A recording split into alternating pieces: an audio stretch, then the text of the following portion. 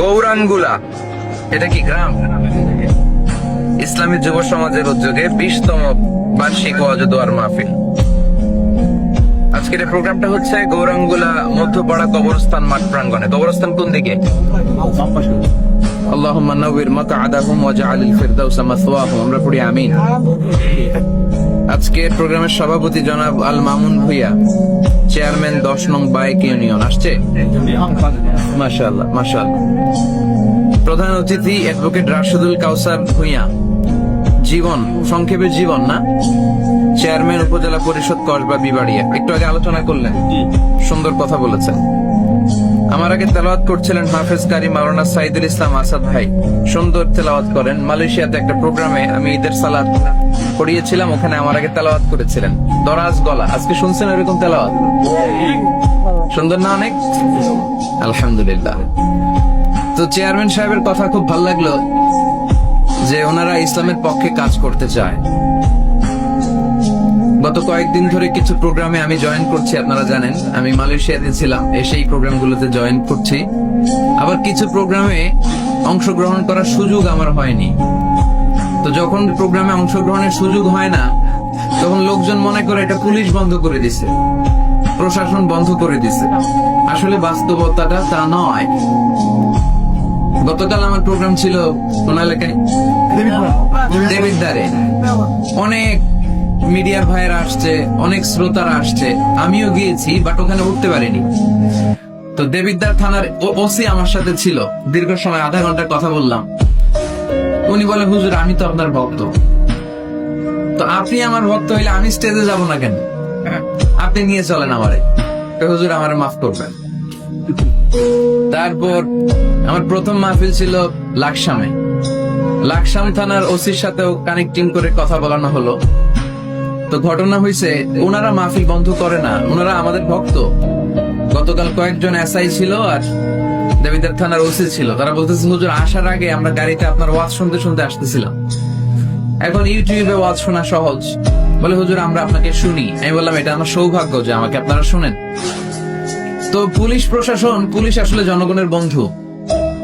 Police কখনো চায় না মাহফিল বন্ধ করতে। আমাদের মতোই দাড়িওয়ালা, টুপিওয়ালা, লেবাসধারী কিছু ভাইয়েরা এই কাজগুলো করে। তারা বড় বড় রাজনীতিবিদদের কান ভারী করে আমাদের বিরুদ্ধে। তারা বুঝাতে চায় যে আমি দেশের বিরুদ্ধে কথা বলি, আমি এই দেশের জন্য ডেঞ্জারাস, এটা প্রমাণ করতে চায়। কিন্তু এই জনস্রোত কি এটা প্রমাণ করে? আজকে বিরিয়ানির প্যাকেট আছে, এখানে নগদ টাকা দেয়া হবে, তাহলে এত লোক কেন? কেন? কোরআনের ভালোবাসায়, ঠিক কিনা? তো এই জন্য কিছু লেবাসধারী লোক আছে যারা আমাদের বিরুদ্ধে কান ভারী করে আর বোঝাতে চায় যে আমরা দেশের বিরুদ্ধে কথা বলি। আমার কোনো আলোচনায় ইউটিউবে কখনো পাবেন যে আমি দেশের বিরুদ্ধে কিছু বলেছি? আমি তো দেশের তরুণ প্রজন্মকে মোটিভেট করি, তাদেরকে ইন্সপায়ার করি। আমি লক্ষ্মীপুরে গত পরশু কথা বলেছিলাম নিজের পায়ে দাঁড়াও, পরিশ্রম করো। তোমার যে পরিশ্রমের ঘাম ঝরবে, ওই পরিশ্রমের ঘামের লোনা পানিতে জন্ম নিবে সফলতার বীজ। নিজের পায়ে দাঁড়াও, এন্টারপ্রেনার হও, উদ্যোগী হও, দেশের চাকাকে, অর্থনীতির চাকাকে ঘুরাও। যারা প্রবাসী ভাইরা, তাদের উদ্দেশ্যে আমি তাদেরকে বলি, দে আর দ্য রেমিটেন্স ফাইটার। আমরা দুই ধরনের যোদ্ধা পেয়েছি। এক হচ্ছে ফ্রিডম ফাইটার, মানে মুক্তিযোদ্ধা, যাদের কারণে পেয়েছি আমরা লাল সবুজের পতাকা, ঠিক কিনা? আরেক যোদ্ধা পেয়েছি, তাদেরকে আমি বলি রেমিটেন্স ফাইটার, রেমিটেন্স যোদ্ধা, যাদের পাঠানো টাকায় সচল থাকে আমার দেশের অর্থনীতি, ঠিক কিনা? তো আমি তো আমার আলোচনার মধ্য দিয়ে যুবকদেরকে ইন্সপায়ার করি। আমি সাস্টেইনেবল ডেভেলপমেন্ট গোল নিয়ে কথা বলি, আমি মিলেনিয়াম ডেভেলপমেন্ট গোল নিয়ে কথা বলি। আমি আমার দেশকে ভালোবাসি, আমি আমার মাটিকে ভালোবাসি, আমি এদেশের কল্যাণ চাই। কেউ কোনো আলোচনায় আমার কোনো বক্তব্যকে দিয়ে তারা প্রমাণ করতে পারবে না যে আমি দেশের বিরুদ্ধে কথা বলি। বলেছি? বর্তমানে আওয়ামী লীগ সরকার ক্ষমতায়, তাদের যত ভালো ভালো দিক আছে আমি সেটাও বলবো। এই যে ওবায়দুল কাদের সাহেব, উনি এদেশের এই যোগাযোগ ব্যবস্থার ব্যাপক উন্নয়ন করেছিলেন। আমি নাম বলে দিয়েছি ওনার, যে উনি হচ্ছেন ফাটা কৃষ্ণ। আমাদের কি বলছিলাম? এই ফাটা কেষ্ট বলেছি আমি ওনাকে। যেই জেলায় যেই চেয়ারম্যান যেই এমপি ভালো কাজ করে আমি তাদের প্রশংসা করি, আর কেউ যদি অন্যায় করে সেটার বিরুদ্ধে বলার অধিকার আমাদের আছে না নাই? মাননীয় প্রধানমন্ত্রী উনি আমার মায়ের বয়সে, ঠিক কিনা? সো আওয়ামী লীগ বাংলাদেশে যত ভালো কাজ করে এগুলোর প্রশংসা আমি প্রতি জেলাতে যে করি।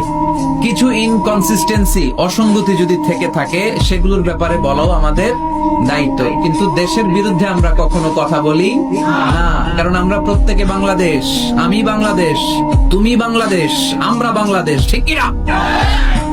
বরং বাংলাদেশের বিরুদ্ধে যারা কথা বলে, বাংলাদেশের অর্থনীতি যেখানে বিপন্ন আমি সেখানে কথা বলি। আমাদের গার্মেন্টস শিল্প কেন ধ্বংস হবে? আমাদের পাট শিল্প কেন ধ্বংস হবে?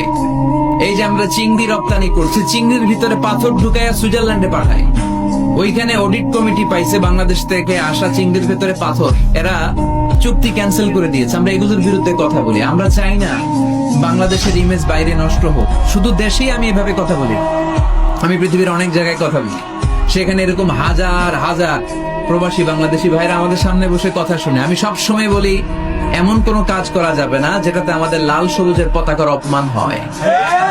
আমি মালয়েশিয়াতে যখন কথা বলি আমি বলি মালয়েশিয়ার স্থানীয় লোকাল রুলস এন্ড রেগুলেশন আপনাদেরকে মেনে চলতে হবে। আমি কাতারে যে কথা বলেছি, কাতারের রাষ্ট্রদূত মহোদয় বলেছেন যে মিজানুর রহমান আজহারি এসেছে কাতারে, এটা আমাদের সৌভাগ্য। উনি যেন আমার সাথে মিটিং না করে দোহা না ছাড়ে, কাতারের রাজধানী দোহা, আমি ওনার সাথে মিটিং করেছি। উনি বললেন যে কাতারে বাংলাদেশ কমিউনিটিতে অনেক মারামারি, হুজুর আমরা আর পারতেছি না, এবার আপনারা কিছু করেন।